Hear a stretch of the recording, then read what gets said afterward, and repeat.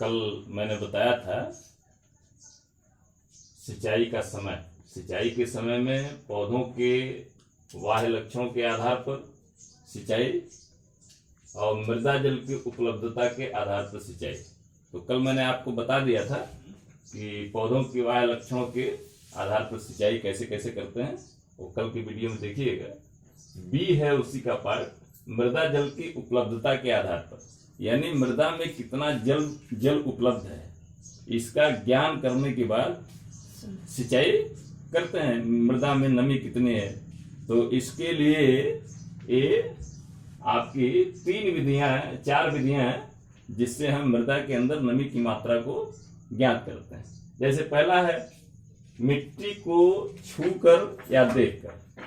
कभी कभी जब हम मिट्टी में देखते हैं तो अपने अंगूठे से स्पर्श करेंगे या उसको उठा के गोली बनाने का प्रयास करेंगे। नमी रहेगी तो गोली बन जाएगी, वो एक शेप ले लेगा, लेकिन नमी नहीं रहने पर वो शेप नहीं आएगा बल्कि वो टूट जाएगा।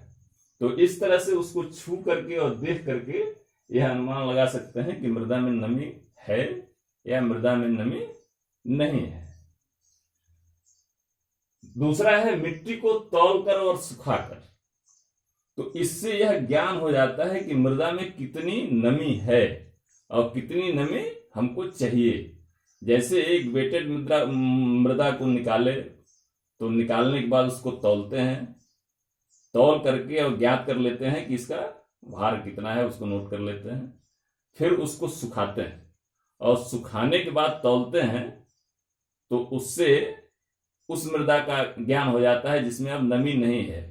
तो इस दोनों के अंतर से ये पता चल जाता है कि हमको कितना मृदा के अंदर कितनी नमी की जरूरत है, कितना उसमें वास्तव में जल रहता है। ये वैज्ञानिक विधियां हैं, किसान इसको प्रयोग नहीं करते हैं।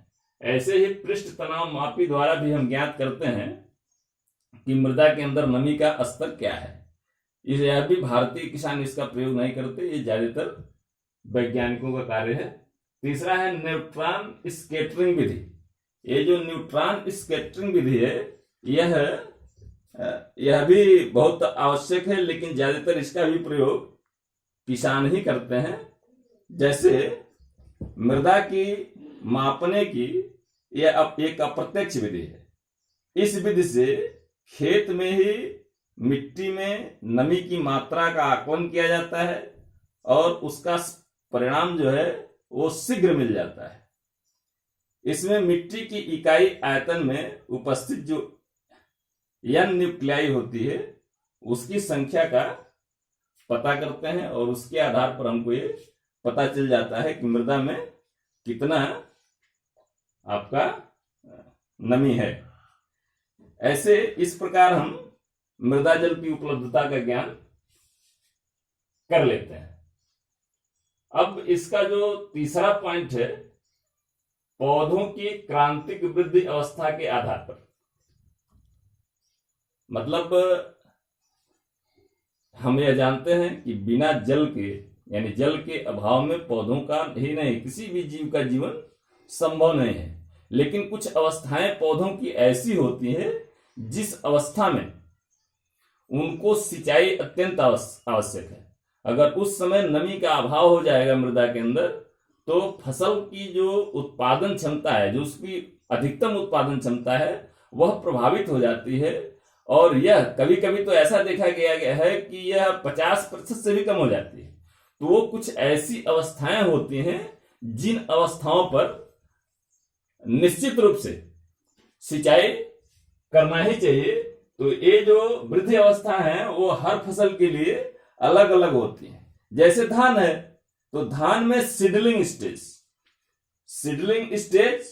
इस पे सिंचाई करनी चाहिए। ऐसे ही कल्ले निकलते समय उसमें सिंचाई करना चाहिए।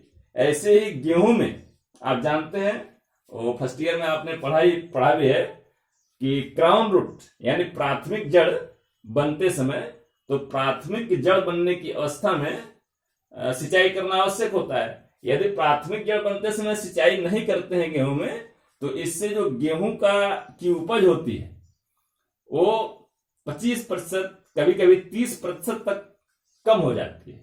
इस अवस्था में सिंचाई करना अत्यंत ही आवश्यक होता है। ऐसे ही ज्वार में फूल आने से पूर्व और फूल आने पर दाना बनते समय सिंचाई करना आवश्यक होता है। ऐसे एक क्रांतिक अवस्थाएं हैं पौधों की, उस क्रांतिक अवस्था पर निश्चित रूप से ही सिंचाई करनी चाहिए, और एक क्रांतिक अवस्था का निर्धारण या इसका ज्ञान किसान को होना चाहिए, इसकी जानकारी होनी चाहिए। अन्य क्रांतिक अवस्थाओं के टेबल्स आप सर्च कर सकते हैं या पुस्तक में देख सकते हैं। अब दूसरा है, एक पहले मैंने बताया सिंचाई के समय का निर्धारण, फिर पौधों सिंचाई कितनी की जाए।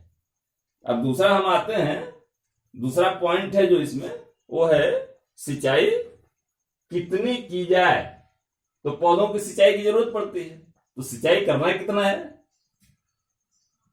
पौधे की अपनी एक आवश्यकता है, अधिक सिंचाई करेंगे यानी जितनी आवश्यकता है उससे ज्यादा पानी अगर खेत में देते हैं तो वह पानी होगा क्या, वह रिसन द्वारा, निक्षालन द्वारा मृदा की आंतरिक सतहों में चला जाएगा या वाष्पीकरण होकर उड़ जाएगा और वो पानी नष्ट होगा। तो हमको पानी उतना ही देना है जिससे पौधे की जो चयापचय की क्रियाएं हैं उसमें कोई रुकावट पैदा ना हो, यानी कम से कम पानी देकर इतना पानी दें कि उनकी जो भौतिक रासायनिक क्रियाएं हैं वो उस जल में संपन्न हो जाए, यानी उसकी वाष्पोत्सर्जन की क्रिया जो होती है, मृदा की ऊपरी सतह से जो जल का वाष्पीकरण होता है, ये सारी क्रियाओं के लिए जल दें। लेकिन जो आंतरिक रूप से नष्ट हो जाता है जल, गुरुत्वाकर्षण बल के कारण नीचे चला जाता है, जिसका उपयोग पौधे नहीं कर पाते हैं, इतनी सिंचाई करने की आवश्यकता नहीं करनी चाहिए। क्योंकि वो शेष जल हमारे किसी काम का नहीं रहता, पौधे उसका उपयोग नहीं कर पाते। तो इतना ही पानी देना जितना वास्तव में पौधे की शारीरिक क्रियाओं के लिए आवश्यक है। तीसरा है सिंचाई किस प्रकार से की जाए। तो पानी का, चूंकि पानी एक महत्वपूर्ण साधन है और पानी अल्प मात्रा में उपलब्ध है, तो पानी जब कम है तो और सिंचित सिंचाई बहुत क्षेत्रफल में करनी है, तो उसका जितना मितव्ययी प्रयोग होगा उसका उतना लाभ किसान को प्राप्त होगा। यदि हम सिंचाई की विधियों का ठीक प्रकार से प्रयोग करते हैं, जैसे किसान क्या करता है, नहर के पानी को ला करके सीधे छोड़ देता है खेत में।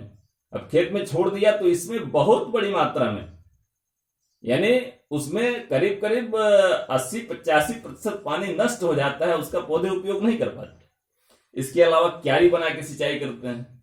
लेकिन जो सबसे अच्छी सिंचाई है, जैसे ड्रिप सिंचाई, उसमें बूंद बूंद करके पौधों की जड़ों के पास ही पानी देते हैं। लेकिन भारत भूमि में ऐसा संभव नहीं है, क्योंकि यहाँ का किसान काफी गरीब है, उसके पास इतना धन नहीं है कि वो लगा सके। इसके अलावा स्प्रिंकल, बौछारी सिंचाई के द्वारा भी हम पानी का उपयोग कर सकते हैं, कम पानी का उपयोग कर सकते हैं और कम पानी का उपयोग करके अधिक मात्रा में उत्पादन प्राप्त कर सकते हैं। लेकिन किसान के पास यह स्थिति भी नहीं है, प्रत्येक किसान अपने खेत में स्प्रिंकल नहीं लगवा सकता। अब इसके लिए गवर्नमेंट, सरकार सहयोग करे, और जो बड़े किसान हैं उन लोगों ने कहीं कहीं इसका प्रयोग किया है। तो ये आपकी सिंचाई किस प्रकार से की जाए, यह जल के बचाव के लिए अत्यंत ही उपयोगी है, इस पर ध्यान रखने का। तो ये आपकी सिंचाई की व्यवस्थाएं हो गई। अब हमको ये जानना है कि हमारे देश यानी भारत का जल स्रोत है क्या। हमारे देश में जल की स्थिति क्या है, कितनी भूमि है, कितनी भूमि पर खेती होती है, और उस खेती के लिए हमको जल कहां से प्राप्त होता है। तो जो भारतीय कृषि जो है वो भारतीय अर्थव्यवस्था का प्रमुख आधार है, और हमारे देश का जो कुल भौगोलिक क्षेत्रफल है वो 228 मिलियन हेक्टेयर है। हमारे देश का कुल भौगोलिक क्षेत्रफल 328 मिलियन हेक्टेयर।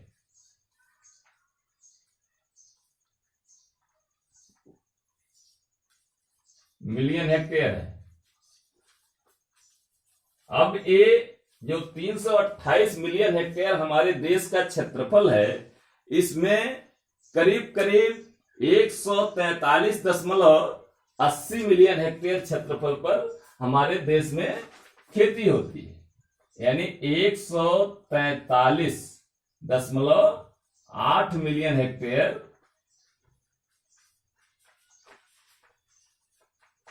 हेक्टेयर क्षेत्रफल पर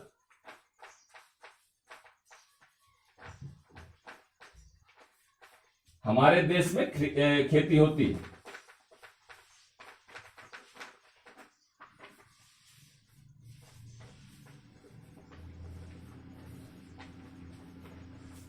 अब ये जो इसका शेष भाग है, यानी करीब करीब 40%, ये देखने के बाद लगता है कि हमारे देश के कुल भूभाग के मात्र 40% क्षेत्रफल पर खेती का कार्य होता है। शेष जो भाग है वो विभिन्न अन्य कार्यों में उसका उपयोग होता है। अब ये 40% यानी 143.8 मिलियन हेक्टेयर जो क्षेत्रफल है, इसका मात्र 44%, इस संपूर्ण 143.8 मिलियन हेक्टेयर का मात्र 44% भाग ही सिंचित है। शेष जो करीब करीब 56% भाग बचता है हमारे देश में, वह केवल वर्षा के ऊपर निर्भर है।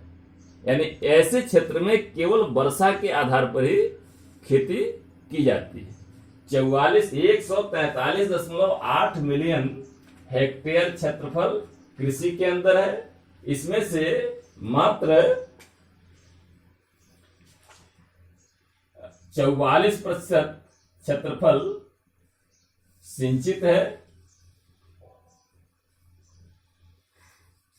तथा शेष 66% क्षेत्रफल ये असिंचित है।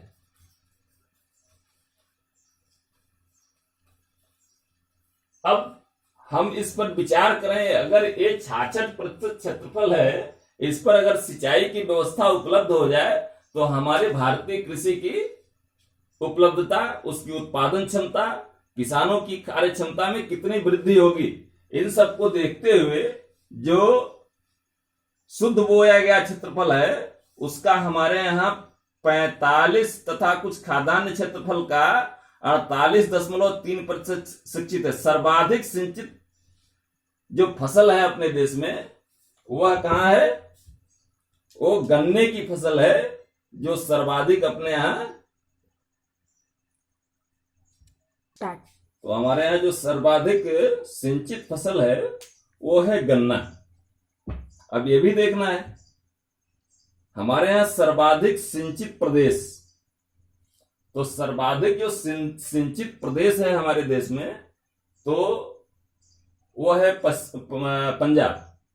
पंजाब प्रांत का सर्वाधिक क्षेत्रफल वो सिंचित है, और सबसे कम सिंचित क्षेत्रफल जो है वो है, सबसे कम जो क्षेत्रफल है सिंचाई का वो राजस्थान में है। हमारे देश की जो औसत वार्षिक वर्षा है वो 1190 मिलीमीटर है, यानी 119 सेंटीमीटर।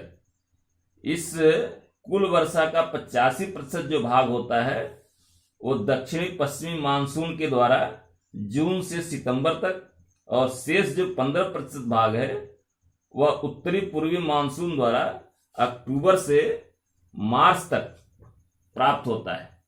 भारतीय कृषि को हम मानसून का जुआ भी कहते हैं, क्योंकि हमारे देश में वर्षा का असमान वितरण तथा अनिश्चितता हमेशा बनी रहती है। सर्वाधिक वर्षा मेघालय के मानिसराम में 1275 सेंटीमीटर, वो मैंने आपको पहले ही बता दिया है।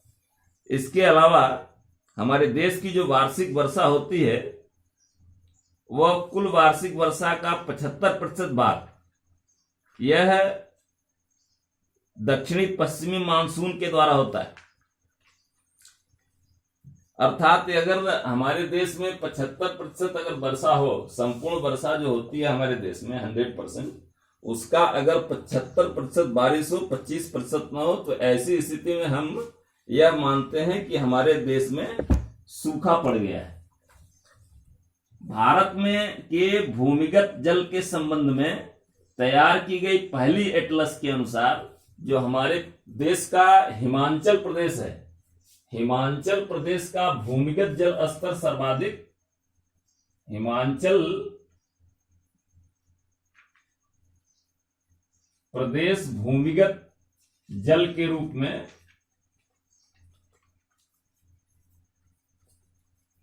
सर्वाधिक समृद्ध राज्य है।